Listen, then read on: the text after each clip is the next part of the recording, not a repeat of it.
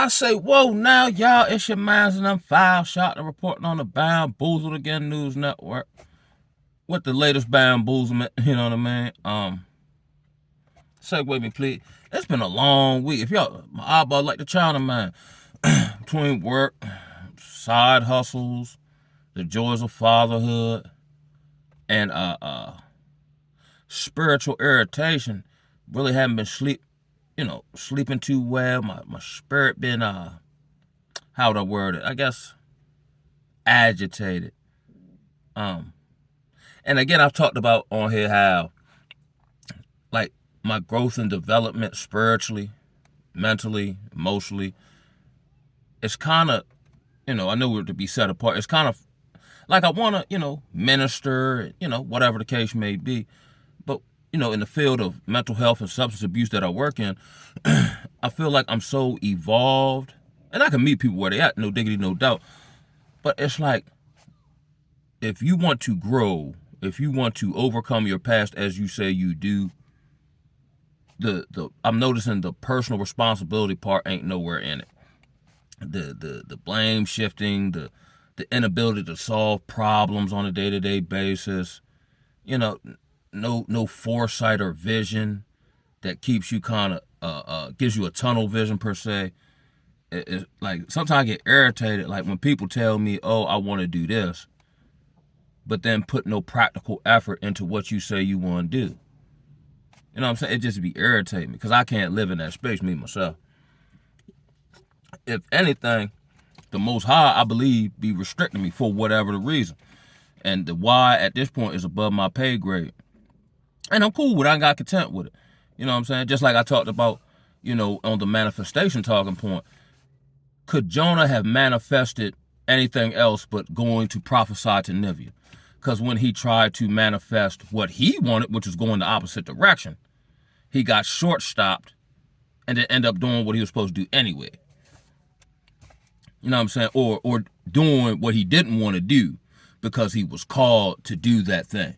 You know what I mean? So I believe as it currently stands, like anything that would take me, even if it seems beneficial or wholesome or whatever the case may be, if it's off of the path that I can't see because we walk by faith and not by sight, it's going to get blocked or he's not going to allow me to do it. And I've tried in a plethora of areas in a plethora of different ways, and it hadn't even remotely got off the ground. But again, as I tell people, if my plan had worked, I wouldn't have probably the main goal when I started getting off a drug, which was, not only being my child's life, but now above my wildest dreams, I actually have custody of my child, right? Now, typically I don't cover, or as of late, excuse me, I don't be covering like political news for the sheer fact I don't care. It's like, and maybe they did do this. It's just not written of. It's like Yeshua and the disciples discussing Pontius Pilate and what they should do in response to what he's doing. He didn't tell the people when he was preaching to them. You know what I'm saying? He was preparing them for the kingdom of God and how to deal with, your current circumstances and situation. And that's where I try to stand. But I do think it's funny, and this is the Bamboozle Again News Network. So I'm saying all this content about what I believe is a manufactured storyline of Trump and Musk supposedly at odds. Haven't checked out the content. Just been hearing from different people, seeing across my feed and whatnot, right? But, in my mind, okay, what was the catalyst for this? Why did y'all just fall out all of a sudden? You know what I mean? So I did see a little something talking about hybrid Musk, as I believe him to be. Trump is on the Epstein files. Oh, wow. Da-da-da, right? I already knew that. So it's not like he told me something I didn't already know. And two, I'm of the assumption you already knew this, but you still chose to deal with the man. So that's like where I'm stuck at. And I've talked about on here ad nauseum how people will ingratiate themselves to people. And I've talked about this how if people are doing stuff that's not in alignment with your principles, you can't fool with them because you get jammed up. And then you don't have the liberty later on to say, oh, he do this, that, and the third. And try to like expose him for, public shame purposes and all that. Because if anybody would know this beforehand, it'd been you, and you still chose to deal with him anyway. So now all of a sudden you try to throw him under the bus or whatever. And I don't care about neither one of them. I'm just looking at it from a social observation standpoint. Like, if anybody knew he was on the Epstein file prior to you getting into business dealings and then ingratiating yourself as, I guess, a private individual now in the government sector because of your attachment to said man, you knew all that beforehand and chose to deal. It's not like somebody slipped you a note and shows you some evidence of him being on Epstein Island, and now you're sharing this information for the greater good. You know what I mean? And coupled with the fact, I don't believe this man is human. At least not fully, nowhere. So I don't know how much truth or take the meat and spit out the bones of someone who's not fully human on a deeper level. You know what I'm talking about? And, I think he did kind of finance Trump. But, the people like in other ethnicities, they do that. If you have a particular skill set and I got the bankroll and it'll mutually benefit us, yeah, I'll put you in position. In the Negro community, we don't do that. We gatekeep and we lock folk out. You know what I'm saying? One of the reasons why we stay behind and can't, get free, nor do we want freedom. We just talking. Just like what I was highlighting earlier. You say you want freedom, right? But you won't put in forth the effort on a day-to-day business to get as free as possible. You just want, and then if somebody give it to you without putting in the requisite work, you ain't gonna do nothing but hand the freedom back over to them and want to go back into slavery because you don't have the proper skill set, mentality, and attributes to handle the freedom. Again, I say like this, like Frederick Douglass said, we don't want freedom. We're actually arguing for a more comfortable enslavement. Because freedom comes with too much responsibility for those who truly don't desire the freedom. I was talking to a brother the other day, right? Now, he's of him and his lineage are, Aboriginal Americans, American Indian. Word up, you know what I'm saying? So he's fighting for Aboriginal rights and this, that, and the third. And I'm like, okay, that's what's up. But how does this information, and I'm not saying it's not valid, but with the information you have, how is it benefiting your life and your future? Because you have to come to me and ask me how to do simple stuff that should be common knowledge, like how to address an envelope to a state agency or, you know what I'm saying? It's no different than the brother who, let's say he in jail for 10 years and read 10,000 books. Then he step on the street and he can wow people with, his intellect and vast knowledge of a bunch of different subject matter. But he has no practical, again, that's the key word, practical application to use said knowledge and has a hard time functioning in society. So what good is it? What they say, humans will ever increase in knowledge, but still never come to know the truth. And it's the truth that sets you free. You know what I mean? So what good is all this? Like Paul said, I'd rather be a fool for Christ's sake. You know what I mean? At least I don't have to deal with none of the stuff y'all deal with the wisdom that is bestowed upon me in obedience and an ever-increasing standard thereof. I don't know how much I've actually learned stuff. Actually, or if I already knew it, it wasn't no good because I couldn't operate in what I knew.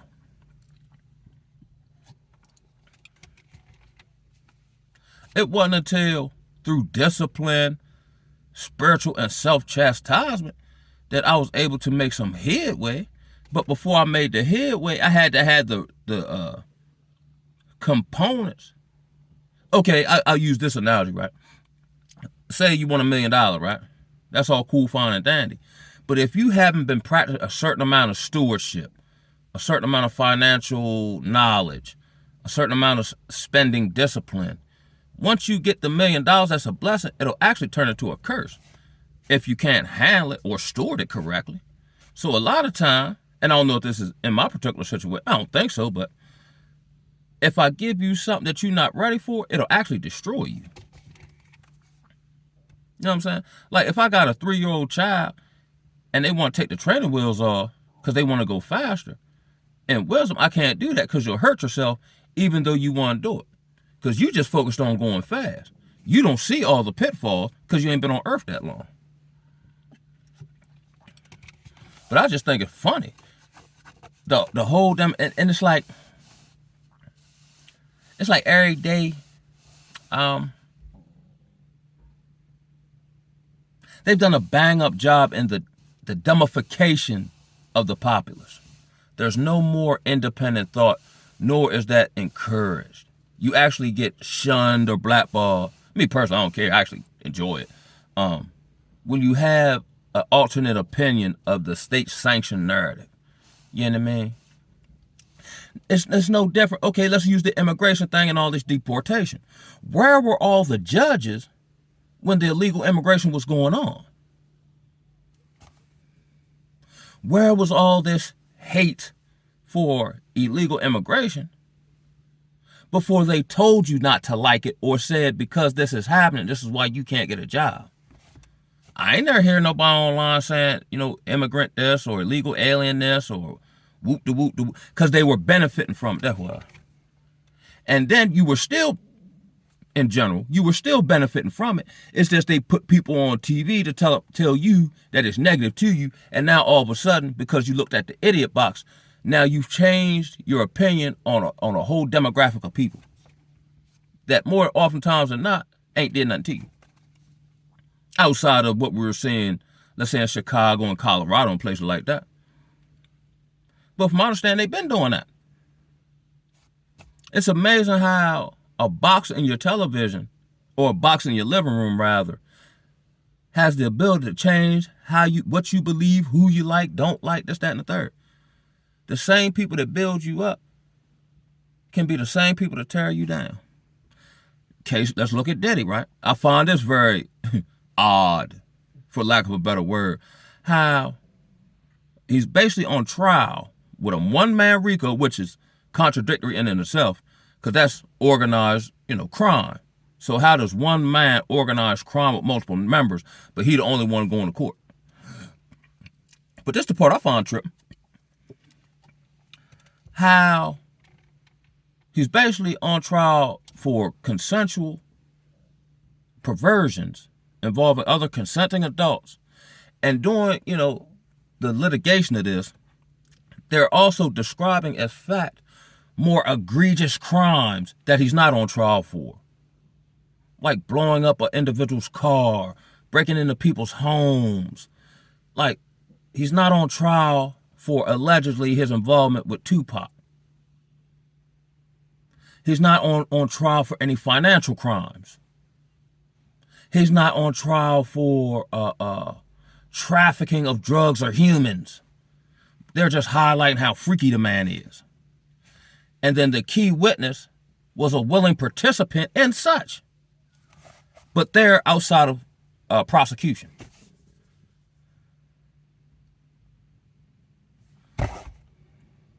It's all, like Shakespeare said, the world's but a stage, man.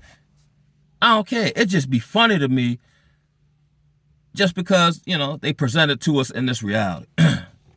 But it's a walking contradiction. Everything's a contradiction. I'm on trial for being a freakazoid with consenting adults, no matter how egregious it is. And during said trial, they describe other crimes as fact that's more egregious than that, but they're not part of my indictment. That's like me being charged with, let's say, stealing from a store. And during the trial, in which they're trying to find out my guilt of stealing from this store, witnesses talk about how I stole a car beforehand to get to the store. As fact, they can document that that's the car I used to get to the store to steal the candy bar. But I'm not in jeopardy of getting charged with, stealing a vehicle or theft over to the felony degree or anything along those lines. Or how I strong arm robbed a person to get the car to then commit the crime that I'm on trial for. But I'm not being charged with the robbery or the stealing of the car or roughing off somebody. I'm being charged with stealing a candy bar. But to make the case of me stealing the candy bar, they have to describe all these other crimes that I'm not being charged with. Come on, man. And I think that's part of my spirit. The thirst for, mental stimulation. That's why I'm calling sleep, because it's not outside of nature.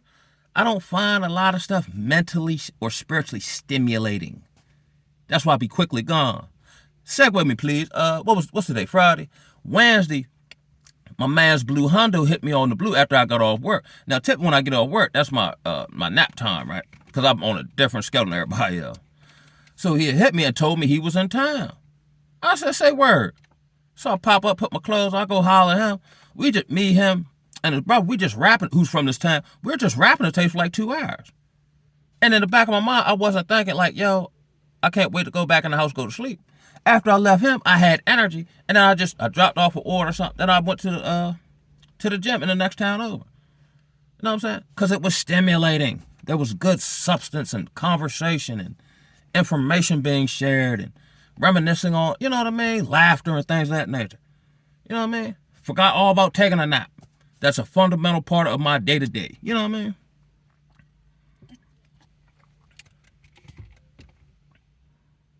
But outside of that, and just being efficient and having my business, I really don't care.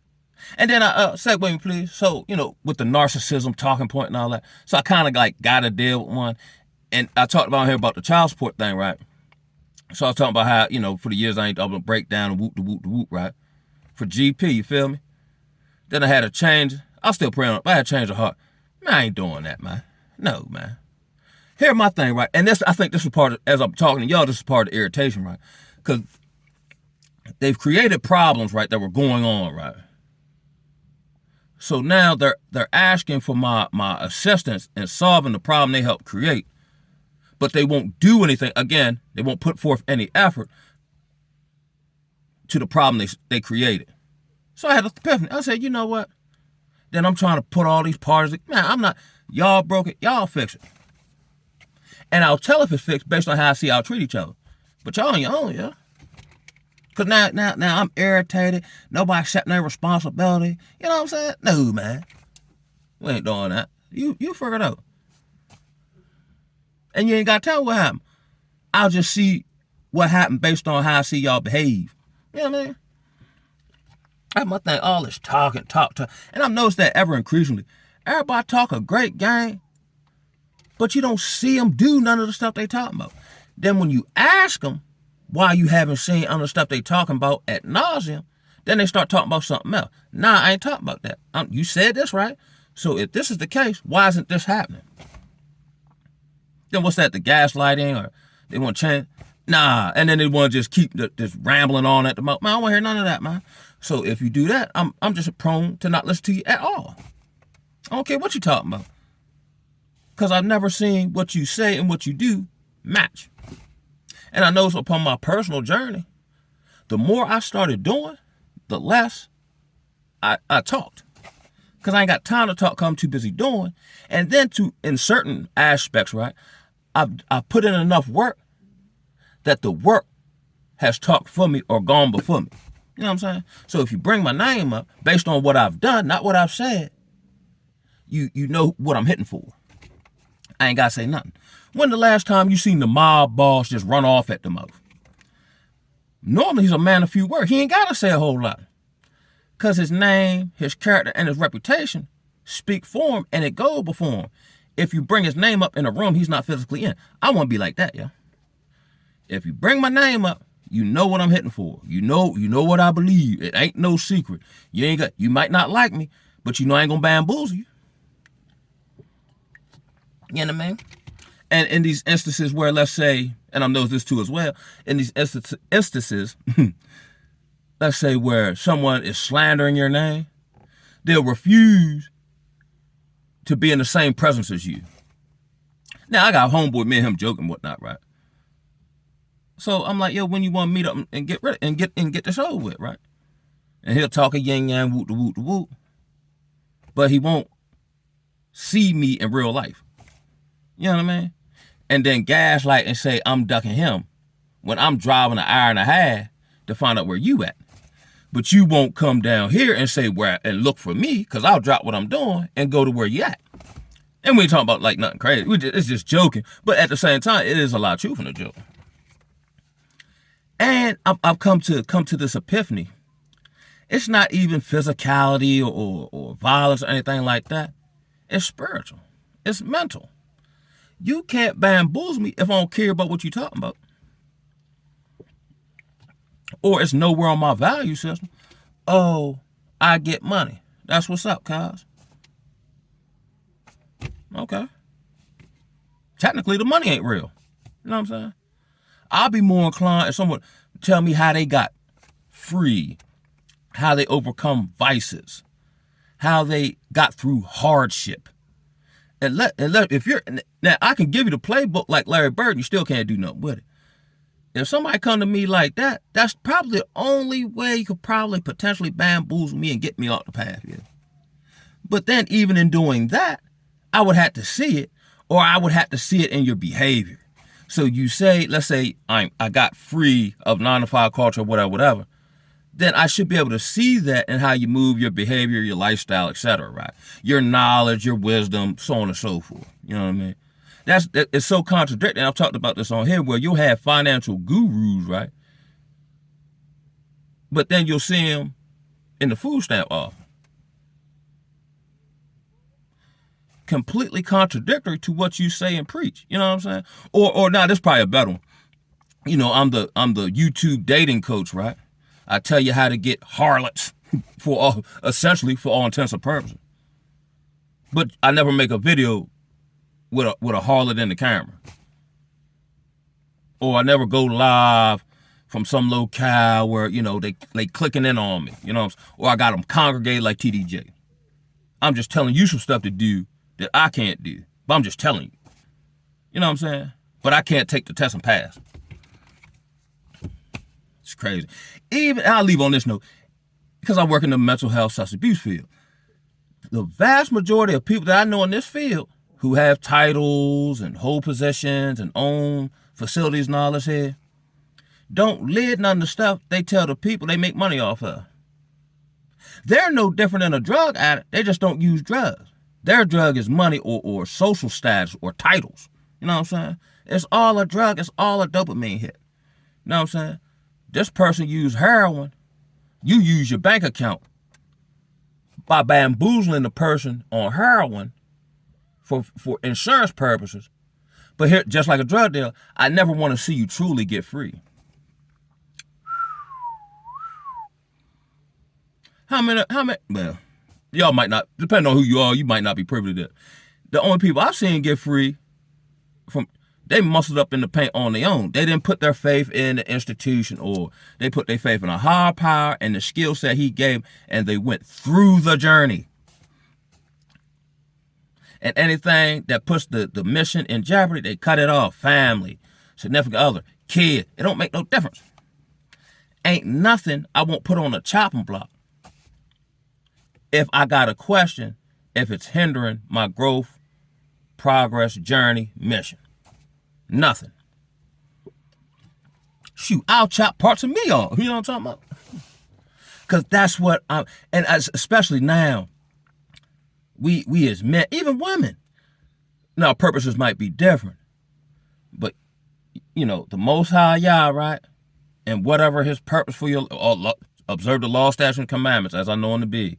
And then whatever skill set he gave you, and whatever sphere of influence or whatever you have to steward, whether, you know, financially, you know, family-wise and all that, everything else is luxury. What else is there at the end of the day? It's all fool's gold, especially nowadays. Because it's not like, okay, let's say you're cheating on your wife. It's not like the women you're cheating with. I just had a homeboy post this who was in the hospital, and he said, you got to take note of it if your significant other don't visit you in the hospital. But 9 times out of 10, from what I'm saying here in Babylon, your wife is a hot. I mean, it's just the reality of the situation. It's not like, you know, red pill rage, and it's the reality of the situation. That's the only reason why, because I see it for what it is, and I govern myself accordingly. Do I wish it was different? Indubitably. But it ain't different. We got to deal with it how it is. I live it how it come to me. Good or bad, I got to deal with it. This ain't no movie. Bars. That was from 8 Ball. from the group 8 Ball and MJG. And this is not, okay, so Toothless Wonder, you say we must build ourselves up mentally, right? Or that's one component of it. Yeah, how I do that? Whatever life throw at you, deal with it. That's how you do it. Life is going to give you everything you need to become who you're destined to be. It's just when you deviate from the path or you start looking for pleasure, to help, cope or deal with whatever the case is, it's that takes you off the path, and it's that which puts you on a path to destruction. As I understand it to be. You know what I'm saying? I'm trying to work on my diet a little better. Cause I eat like an old 1960 black man with a whole lot of biscuits and whatnot. But dude, make me a little pouchy right here. I can get away with it. But even in that, let me improve. Because, a massive campaign is built on small blocks. That we see, let's say, a Kobe, as an example, win his championships, be it discussed among the greats. But the only reason we do that, because he did the stuff ain't nobody else want to do. He waking up 4 o'clock in the morning, shooting 500 jumpers when nobody else want to do it. He putting himself he wrapping himself in ice, and he's doing these things to pursue perfection but never obtain it. You understand? So it's a constant journey. I've learned to embrace the journey instead of getting caught up in when do I get to the destination. And now we're at the end of this video. And on that note, I can't even talk now. It's the Toothless Wonder signing off. One love, baby.